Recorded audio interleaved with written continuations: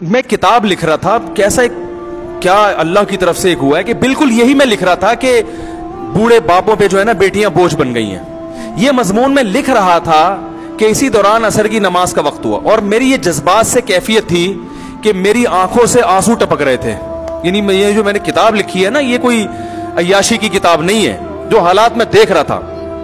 اور میں جب وہ لکھ رہا تھا تو وہ آنکھوں سے آنسو ٹپک کے نا, وہ جو سیاہی ہے وہ پھیل رہی تھی صفحے پر, مجھے لکھنے میں دشواری ہو رہی تھی, ایسا جذباتی ہوا تھا میں اس وقت. نماز پڑھ کے میں واپس گھر کی طرف آ رہا ہوں تو ایک بوڑھے میاں نے راستے میں روک لیا. ان کو کیا پتا میں اس ٹاپک پہ لکھ رہا ہوں.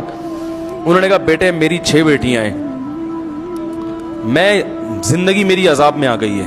ایسے بوڑھے آدمی کے زبان بھی ان کی لڑکھڑا رہی تھی, بولا نہیں جا رہا تھا. کہہ رہے یار رشتے تلاش کرتے کرتے اب ایک رشتہ ملا ہے بڑی بیٹی, دوسری بیٹی کے لیے, بڑی سے جو چھوٹی ہے.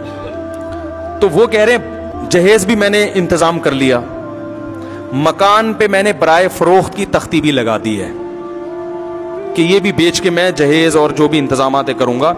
لیکن بارات کا جو کھانا ہے اس میں وہ کم معیار پہ راضی نہیں ہو رہے. بارات میں بھی کھانا کھلا رہا ہوں, لیکن معیار اتنا ہے کہ اگر میں نے اس بیٹی پہ یہ خرچ کر دیا تو دوسری بیٹیوں پہ کیا کروں گا میں. اس بیچارے کی جو کنڈیشن تھی نا, خدا کی قسم میرا دل چاہ رہا تھا کہ میں چیخے مار مار کے روؤں, چیخے مار مار کے روؤں کہ یار یہ کیا معاشرے نے بنا دیا بیٹیوں کو. تو مجھے آ گیا غصہ. میں نے کہا کہ آپ کا جو یہ بے شرم داماد ہے یہ نہیں دیکھ رہا آپ کی غربت. تو انہوں نے کہا بیٹا اس کے پاس لڑکیوں کی کمی بولو بھائی نہیں ہے. کہتے ہیں میں نے بڑی بیٹی کے معاملے میں یہ کیا تھا, جہیز بھی سب کچھ, بارات میں کھانا تھوڑا سا کم, یعنی ایک سنگل ڈش سے بریانی ہو جائے گی بھائی, کیوں میری جیب اجازت نہیں دے رہی تھی. تو رشتہ ٹوٹ گیا تھا اس بیس پہ. لڑکے والوں نے کہا تھا کہ ہم جب آئیں گے اور 1 ڈش ہوگی تو میرے دوستوں میں میرا معیار گر جائے گا, لوگ کہیں گے کہ میں کسی غریبوں سے شادی کر لی ہے.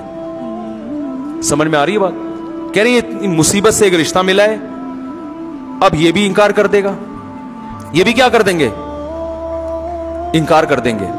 تو پھر جیسے بڑی بیٹی بیٹھی ہوئی ہے, اس کی تو عمر اتنی ہو گئی, اب اس کے رشتے کا امید ہی نہیں ہے, تو اس کا بھی کہہ رہے باقیوں کا کیا کروں گا میں. تو میں نے ان سے کہا, تو یہ میں بڑا جذباتی ہو گیا تھا نا اس وقت. پھر میں نے واپسی پہ یہ واقعہ بھی اپنی کتاب میں لکھا ہے, میری کتاب میں یہ واقعہ بھی آپ کو ملے گا جو اسی وقت لکھا پھر میں نے لا کے, اور پورا یہ بتایا کہ میں ابھی واقعہ لکھ کر گیا ہوں اور نماز پڑھ کے بالکل اسی سے ملتا جلتا واقعہ ہو. تو میں نے پھر ان کو کہا, میں نے پھر ان کو وہی, مجھے یہ میت والا واقعہ یاد آیا نا, میں نے کہا پھر آپ ایسا کریں بارات کا کھانا کھلائیں, کہیں سے انتظام کرتے ہیں, اللہ نے ہمیں توفیق دی, ہم بھی کچھ کریں گے, اور ویسے کرنا چاہیے, بہرحال مدد تو کرنی چاہیے. مسئلہ یہ ہے کہ وہ انکار کرے گا, رشتے کے مسائل بہت ہیں, لڑکی والوں کو یہ منہ میں ہڈی دینی پڑتی ہے, ورنہ وہ اس سے بھی جاتے ہیں نا, اس گھر تو بسانا ہے اس نے. تو مجھے وہ کہنے لگے کہ کیا کروں. میں نے کہا پھر آپ ایسا کریں, میں ایک دم جذباتی ہو گیا, میں نے کہا آپ ایسا کریں رشتے کا انکار تو آپ نہ کریں, کیونکہ یہ جیسا بھی ہے نہ ہونے سے بہرحال بہتر ہے, ورنہ بیٹی کو کہاں لے کے جائیں گے, وہ تو پھر خراب ہو جائے گی معاملہ اس کا. اور آپ کی عمر 60-62 سال عمر ہے, تو اللہ نہ کرے کل موت واقع ہو جاتی ہے تو 6 بیٹیاں بیچاری کیا کریں گی. لبرل لوگوں کے پاس تو اس کا حل یہ کہ جاب کراؤ, ان کو پڑھاؤ لکھاؤ اور انڈیپینڈنٹ کر دو. یہ پاگل پنے والی باتیں ہیں, صحیح ہے نا. نیچر کا کوئی آلٹرنیٹ نہیں ہے. آپ جاب کر رہے ہو لیکن روٹی نہیں کھا پا رہے اس پیسوں سے, وہ جاب کسی کام کی ہے, کیونکہ روٹی آپ کی باڈی کی ریکوائرمنٹ ہے. تو اسی طرح میرے بھائی آپ کروڑ پتی بن جائیں, لڑکی کے پاس شوہر نہ ہو جو اس کی فزیکل ریکوائرمنٹ بھی ہے, اس کی مینٹلی بھی اس کو جو ہے وہ اس کو سپورٹ کرے گی, یہ چیزیں نہ ہو تو آپ کے پاس قارون کا خزانہ بھی ہو, وہ اس کا آلٹرنیٹ نہیں ہو سکتا. یہ بالکل ایسا ہی ہے جیسے آپ کے جاب کرو, پیسہ کماؤ مگر روٹی نہ کھاؤ. وہ کہے گا پھر کس کام کی جاب, جب مجھے میری بیسک ضرورتیں پوری کرنے کا موقع نہیں مل رہا, اس سے وہ میری پوری نہیں ہونی, تو میں نے اس جاب کا کرنا کیا ہے. میرے پاس کتنی خواتین ملاقات کے لیے آتی ہیں, ٹھیک ٹھاک پیسہ کما رہی ہیں, شادی نہ ہونے کی وجہ سے ڈپریشن میں چلی گئی. پیسہ بہت ہے, جاب کر رہی ہیں, وہ بھی انڈیپینڈنٹ ہیں. اور ایسی درجنوں خواتین ہیں جو جاب بالکل بھی نہیں کر رہی ہیں, ایک ڈھنگ کا میاں مل گیا, بہت ہنسی خوشی زندگی گزار رہی ہیں. आता कख भी नहीं, न एजुकेशन है उनके पास, न पैसा है उनके पास, मियाँ अच्छा मिल गया उनको, औलाद हो गई, बहुत अय्याशी में जिंदगी गुजर रही है उनकी, तो उससे वो लड़की अच्छी है कि नहीं है? कि जो कुछ भी नहीं आता था उसको मियाँ अच्छा मिल गया। तो इसलिए औरत की पहली जरूरत है उसके लिए अच्छे मियों का इंतजाम करो, सही है ना, बाकी चीजें बाद में हैं। तो खैर जल्दी से बात मुकम्मल करके बयान खत्म करता हूं। तो मैंने फिर बूढ़े बुजुर्ग से कहा, मैंने कहा देखें आप ऐसा करें, फिर मुझे ये मैयत वाला वाकया याद आ गया। मैंने कहा आप इंतजाम करें, आप एक बेहतरीन सा जितनी डिशें वो कह रहे हैं कमबख्त मनूस माजरत उतनी डिशें आप बनवाएं, और आप ये करें कि अव्वल तो बारात इस्लाम में है ही नहीं ना, बारात का खाना ही नहीं है। नबी सल्लल्लाहु अलैहि वसल्लम ने तो 4 बेटियों की शादी की है, खजूर का दाना भी किसी को नहीं खिलाया, अपनी जितनी शादियां की हैं वलीमा किया है। तो इस्लाम में शादी का खाना भी कौन करता है? लड़का करता है, मर्द के जिम्मे है, वलीमा है, बारात वारात का लफ्ज ही नहीं है इस्लाम में।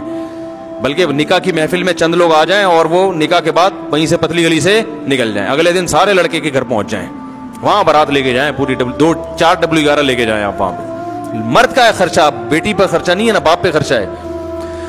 लेकिन अब वो नहीं करते तो रिश्ता टूटता। फिर कहते हैं अगर इसी तरह चली गई तो सारी जिंदगी ताने दे दे के मार देंगे, तेरे बाप ने खिलाया क्या हमें। वो फिर ससुराल में बच्ची पे जुल्म होता है। तो मैंने कहा फिर आप ऐसा करें, आप तंबू शंबू का इंतजाम करें और फिर वहां बेहतरीन खाना वाना पकवाएं, कर्जे ले लेके मकान बेच के, और जब खाना शुरू होने वाला हो, सही है ना, जैसे ही लोगों के मुंह में निवाला और आपके जो होने वाला दामाद है उसके मुंह में जैसे ही वो लुकमा जाने लगे, आप एकदम क्या करें, स्टॉप, लोगों थोड़ी देर के लिए रुक जाओ। लोग बोलेंगे क्या हो गया भाई, मसला क्या है, कोई खाने में खुदा न खुदा जहर मिला दिया है, क्या हो गया है? तो आप बताएं भाई मसला ये है कि हमारे नबी से ज़्यादा सखी दुनिया में कोई नहीं हो सकता। उन्होंने तो 4 बेटियों की शादी की, एक खजूर का दाना भी नहीं खिलाया। ये तो हिंदुओं से बारात की रस्म आई है, हम तो मुसलमान हैं। अब बताओ जिस आदमी के 6 बेटियां हों, वो एक एक बेटी पे 2.5 3 लाख के खाने खिला के तो पूरी प्रॉपर्टी तो गई और एक दिन में उड़ा दी उसने। मेहमान आए, बोटियां खा के चले गए, 1 हफ्ते बाद उनको याद भी नहीं रहता कि दावत में किसने क्या खिलाया था। तो ये जो बेड़ा गर्क किया जा रहा है बूढ़े बापों का, बेटियों के बेशरम दामाद जो बेड़ा गर्क कर रहे हैं, क्या ये समझ में आने वाली बात है? तो सब मैंने कहा, जैसे इब्राहिम अलैहिस्सलाम ने कहा था ना, उन्होंने पूछा था कि ये हमारे बुतों का हशर नशर किसने किया, तो इब्राहिम अलैहिस्सलाम ने फौरन कह दिया ये बड़े वाले ने किया है। तो फौरन उनके एकदम उनकी जो कैफियत हुई, उन्होंने कहा यार हम तो बड़ी बेवकूफ हैं कि ऐसे की इबादत कर रहे हैं जो ये बता ही नहीं सकता कि हमें मारा किसने। इब्राहिम अलैहिस्सलाम ने कहा इनसे पूछ लो किसने मारा है। तो उनके दिल में आया उफ़िल लकुम, यानी उनके दिल में फौरन क्या आया कि कुरान कहता है उनके दिल में फौरन एहसास निदामत हुआ कि यार ये तो यानी हम ऐसों की इबादत कर रहे हैं जो अपने कातिल का पता नहीं बता सकते कि हमें किसने मारा, किसने हमारे साथ ये जुल्म किया। जो ये नहीं कर सकता हमारी मदद कहां से करेगा? तो मैंने कहा जब आप उनको बोलेंगे कि भाई ये जो मैंने सारा इंतजाम किया है कर्जे ले लेके किया है, और कल तुम्हारे भी बेटियां होंगी, और ये अगर बच्चियों के बापों पे ये तुम जुल्म करोगे, तो बताओ क्या ये जुल्म की शरीयत इजाजत देती है? जिस रसूल का तुम कलमा पढ़ते हो उन्होंने इजाजत दी है, या ये कोई अकल में आता है? ये गैरत के खिलाफ है या नहीं है? तो मैंने कहा एकदम सबके मुंह से निकलेगा यकीनन। फिर बोले चले फिर बिस्मिल्लाह करें, खाएं। उन्होंने कहा बेटा यार कैसे मशवरे दे रहे हो। मैंने कहा अच्छा चलो इतनी हिम्मत नहीं है तो एक बोर्ड लगा दें, बारात का खाना जब खिलाए ना तो एक क्या लगा दें, एक बोर्ड, उस पे लिख दें कि ये खाना इस्लाम में नहीं है। उलमा से हमने सुना ये गलत है और ये बच्चियों के बापों पे बोझ है, तो मैं तो मजबूरी में खिला रहा हूं अपनी बच्ची के तहफ़्फ़ुज़ के लिए, मजबूर हूं कि ससुराल में उस पर जुल्म ना हो, वरना ये इस्लाम में पसंदीदा नहीं है। इतना बोर्ड लगा दें, कुछ तो थोड़ी सी तो शर्म आएगी कमबख्त को खाते हुए।